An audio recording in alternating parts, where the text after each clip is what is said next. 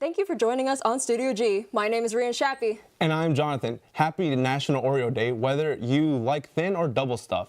I still want to try the new Post Malone's caramel Oreos. Earlier this week, President Keith Whitfield shockingly announced his resignation. We have reporter Zoe Zales with details. Zoe?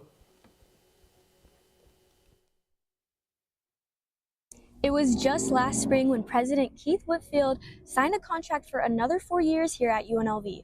But on Monday night at UNLV's annual fundraising dinner, President Whitfield announced his resignation after almost 5 years at UNLV. After his announcement, he followed up with a letter to the university community. In his letter, he states, "More of my attention is needed to help my mother and make sure she has the best care possible. I also want to spend more time with one of my grandsons who currently has some health challenges of his own." Ever since Whitfield arrived here in 2020, he has made record enrollment numbers, created academic programs, new buildings, improved campus security, and has developed successful athletic programs, providing a period of stability after years of frequent leadership challenges here at UNLV. With that being said, the next question is, what is next for UNLV? In Whitfield's statement, he said that the university is already going through a transition process, and we also have the Nevada System Education Board working closely with the university to help make sure that we make whatever the best decisions are for the future of UNLV. Ren and Jonathan, I'll bring it back over to you guys. The replacement for former President Whitfield is unknown at the time. However, has named Executive Vice President and Provost Chris Heavy as the current officer in charge. Other updates in the education field: Education Secretary Linda McMahon, wife and WWE founder Vince McMahon, was appointed Monday, March 3rd. The newly confirmed secretary's plans for the coming months will result in what she calls a historic overhaul of the education department that will profoundly impact staff, budgets, and agency operations here at the department. Despite appointing McMahon, Trump is about to sign an executive order to abolish the Department of Education. On a more local level, NC welcomes Jennifer McGarth as new NC regent. Governor Joe Lombardo appointed McGarth who has successful legislator for over 2 decades. She brings a unique perspective to the board's work for education. The UNLV Immigration Clinic is ramping up efforts to promote its services and remind students of their legal rights aimed on recent immigration concerns. The clinic provides free legal aid and emphasizes support for unoccupied children, deportation, adults, and removal proceedings, and members of the UNLV campus community. In a renewed push for awareness, the clinic is offering assistance with DACA renewals and encouraging students to seek guidance on their immigration status. The clinic provides confidential consultations and legal representation, reinforcing its commitment to protecting vulnerable individuals in Southern Nevada. Students and community members in need of assistance are encouraged to reach out for support. For more information, visit law.unlv.edu/clinic/immigration. Tuesday, March 11th, GradFest in the Richard Tam Alumni Center. Seniors confirmed to graduate this spring will be able to purchase cap and gowns, class rings, invitations, and more. If you have any questions, email alumni.events@unlv.edu. The UNLV Recreation Wellness Center is holding their monthly First Friday Climb. It will be held tomorrow, Friday, March 7th, starting all the way till 11 p.m. Every first Friday of the month, students and friends can enjoy access to climbing walls. It is the perfect way to get in some climbing without the commitment of a membership. It is free for campus recreation members or a day pass. For more information, you can contact UNLV Outdoors Adventures. A groundbreaking development for Nevada's healthcare system is underway in the Intermountain Health, and UNLV worked to finalize a lease agreement for the state's first standalone children's hospital. The 200-bed facility will be built at the Harry Reid Research and Technology Park in Southwest Las Vegas, offering specialized pediatric care, including intensive care, oncology, neonatal services, and behavioral health. Officials say that the project will have major economic impact, creating nearly 6,000 jobs and generating over $1 billion annually. The goal is to provide comprehensive health care closer to home, reducing number of families forced to travel out of state for critical treatments. Design and planning are already in progress, with construction expected to begin in late 2025. If all goes according to plan, the hospital is set to open its doors by 2030. Community leaders and healthcare professionals say that this initiative represents a significant leap forward in addressing Nevada's growing demand for pediatric healthcare services. This hospital marks a turning point for pediatric healthcare in Nevada. Officials say that it will not only provide life-saving treatment closer to home, but also boost the local economy and attract top medical talent in the region. As the project moves forward, families and healthcare professionals alike are hopeful that this long-awaited facility will make a lasting impact on children's health for generations to come. A new bill being introduced by Senator Nguyen, the bill aims to revise staff provisions in healthcare facilities. Senate Bill 2 is had to be heard today, March 6 at 3:30 p.m. The bill proposes that the nurse-to-patient ratio is revised to safer numbers. Currently, the bill proposes to set the impact for hospitals with a license of 70 or more beds and counties with a population of over 100,000 or more. If you'd like to testify in the favor of the bill, you can testify in person at the Nevada Legislature hearing rooms or by calling at 888-475-4499. The dance department at UNLV put on a show this past weekend called Syncopations. The dance students performed their first show of the semester over the weekend and will have one more show in April. The show is located at the Judy Bailey Theater, one of the UNLV theaters. The dance theater pieces were choreographed by faculty and artists. The dance production students help work the lights, sound, and help backstage with props. If you missed the show and still want to see it, it can be streamed on the UNLV dance website. Coming up.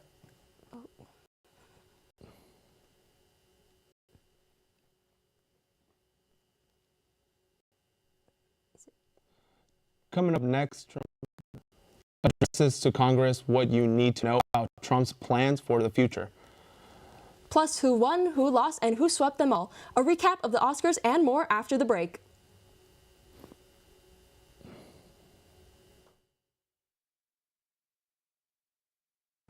Every year, thousands of people are hospitalized by the flu, a virus that is easily preventable through vaccination.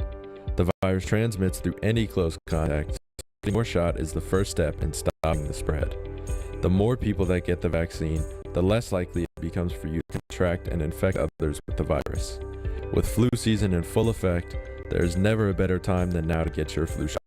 Talk to your local doctor, pharmacy, or visit the CDC website at www.cdc.gov for more information. Do your part to stop the spread of the flu and schedule your flu vaccination today.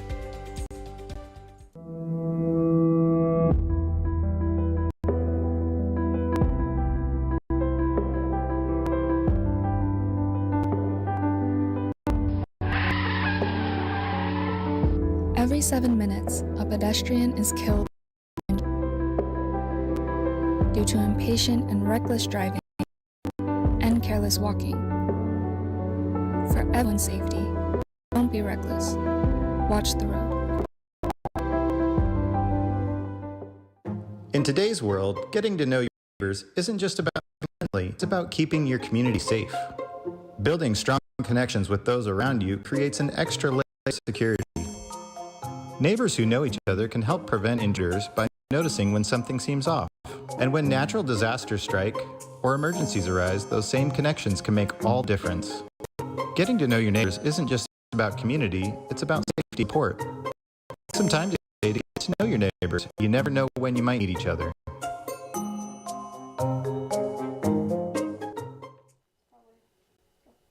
Welcome back to Studio G. President Donald Trump gave his address to Congress Tuesday night for the first time since he returned to office. Themed Renewed of the American Dream, the president highlighted his accomplishments in the first few weeks of his second term. He stated that he signed nearly 100 executive orders and taken more than 400 executive actions, all in his efforts to restore the nation. We have accomplished more in 43 days than most administrations accomplished in 4 years or 8 years, and we are just getting started. President Trump also discussed his tariff policy, announcing that his reciprocal tariffs will go into effect April 2nd. He made several pleas to Congress to lay out his legislative agenda, including funds for education and missile defense, shields, as well as tax cut and enhanced police protection. The joint address was an hour and 40 minutes, the longest in modern history. But President Trump expressed that just in his first month back, that this is the most successful presidency in the history of the nation. In a surprise turn of events, President Trump also announced during his address that he had received a letter from Ukrainian President Volodymyr Zelensky agreeing to come to the negotiating table to discuss a peace deal in Ukraine. Speaking before Congress, Trump shared excerpts from the letter, which echoed Zelensky's earlier statement on social media, expressing readiness to work under Trump's leadership for lasting peace. The message marks a shift from the tense meeting between the two leaders just last week, where talks about a deal on rare earth mineral were delayed. Trump also mentioned an ongoing discussion with Russia, suggesting that they are ready for peace talks. As Zelensky called the previous meeting regrettable, both sides appear to be moving toward diplomacy in the face of ongoing conflict. As tensions still rise between Russia and Ukraine, the United States' loyalty stands between the two nations remains unclear. While the president received numerous standing ovations among his supporters, many others said it felt more like a rally campaign than to address Congress. Tensions were high in the House of Chambers as Democrats remained seated in silent protest. Democratic Congresswomen also wore pink as a color of protest and power to call the nation attention of women's rights. Others fired government employees as their guests, and several Democratic representatives decided not to attend the session at all. Early in the joint session, Congressman Al Green was escorted out of the chamber for breach of decorum. He said that he wanted to make it clear to President Trump that he has no mandate to Medicaid. These are the safety programs that people in my congressional district depend on. And this president seems to care less about them and more about the number of people that he can remove from the various programs that have been so helpful to so many people. Michigan Senator Elissa Slotkin gave the Democratic response, providing a message full of hope. Senator Slotkin reminded citizens that Americans have gotten through political instability before, and with engaged citizens and principled leaders, we can do it again. The second stage of Gaza's ceasefire now appears to be collapsing as it was just set to begin. Concerns that the war could resume are rising, deepening the suffering of Palestinians and threatening the those remaining hostages held by Hamas. Israel, backed by the United States, has announced a new deal after the first phase of the agreement ended on Saturday. The new plan includes a halt to humanitarian aid to Gaza until Hamas accepts the updated terms. This move has sparked strong criticism from Egypt, Qatar, and other Arab states who call it a flagrant violation and accuse Israel of using food as a weapon of war. Under the original agreement, 600 trucks of humanitarian aid were supposed to enter Gaza daily, but now the aid has stopped and tensions remain high. The United Nations has urged the immediate resumption of this aid. This is what Secretary General Antonio Guterres had to say about Israel's decision. With the right conditions and we can do far more. The ceasefire must hold. We must keep the humanitarian lifeline open, sustainable reconstruction, and a unified, clear, principled political solution. While negotiations continue, Israel's Prime Minister Netanyahu has announced an extension of the first phase of the ceasefire by 50 days, covering the Islamic holy month of Ramadan and the Jewish holiday of Passover. As pressure builds from both sides and the U.S. backs Israel's decision, the future of Gaza remains uncertain, with the situation on a knife's edge. This has been Emma Rosenstein with Studio G. This past Sunday was the Academy Awards, better known as the Oscars. Here are some of the highlights. The Oscars, hosted by Conan O'Brien, opened with a tribute video to the Los Angeles in the light of recovering from the fires. Then Ariana Grande started the show singing "Somewhere Over the Rainbow," continuing the theme Erivo sang "Home" from Wiz. Then they blew away the audience with their duet of "Defying Gravity." Wicked won 2 Oscars, one for Best Costume Design and one for Best Production Design. The film Anora, which is based in Las Vegas, won 5 Oscars throughout the night for Best Picture, Directing, Film Editing, and Original Screenplay. The leading actress. The film Dune Part 2 won 2 Oscars for Best Sound and Best Visual Effects. Fans are wondering why Zendaya and Tom Holland didn't show up to the Oscars, considering Dune Part 2 had 6 nominations. A reason for that could be how Zendaya movie Challengers was ignored by the Academy, so she didn't care to show up. True, there was also a big win for the country Latvia when their movie Flow won the country's first ever Oscar. Cool. And a funny moment was Adam Sandler showing basketball shorts as he is known to wear. Speaking of basketball shorts, Rebel Report is starting their first show of the season today. Tune in on YouTube at 1 p.m. for the recap of UNLV's basketball senior night and a live sit-down interview with Dan Mullen, UNLV football new head coach. All that and more at 1 p.m. on Rebel Report, UNLV's YouTube channel.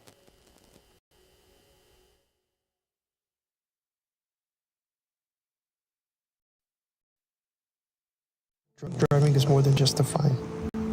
His life's lost, someone's family member gone, and future's ruined.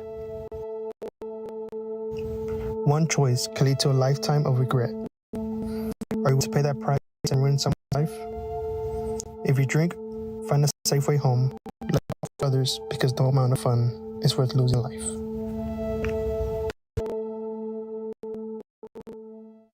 In today's world, getting to know your neighbors isn't just about being friendly, it's about keeping your community safe.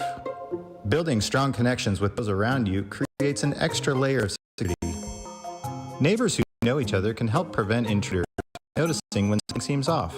And when natural disasters strike or emergencies arise, those sanctions can make all the difference. Getting to know your neighbors isn't just about community, it's about safety and support. Take some time today to get to know your neighbors. You never know when you might need each other.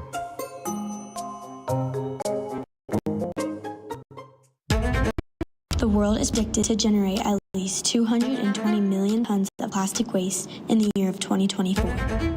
70 million tons are predicted to end up in our environment.